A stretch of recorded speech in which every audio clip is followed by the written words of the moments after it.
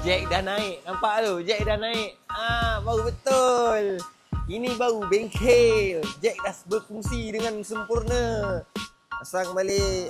Belacan. Ini tak tahu hidup tak hidup ni. Harap-harap dia hidup lah Kau tengok ni lah. Buruh kasar kita. Meratakan tebing-tebing. Wow, mantap. Macam okey buruh kasar? Berdaya. Manual. Baik kau pakai cangkul tu je. Oh batu. Cangkul besar. Lubang ni function dia kita nak letak tu. Ni. Jack ni kita kat sini kita nak ikat takut dia tombang. Ni mesin elemen kita. Baru baru betul. Baru calibration tu tepat tegak.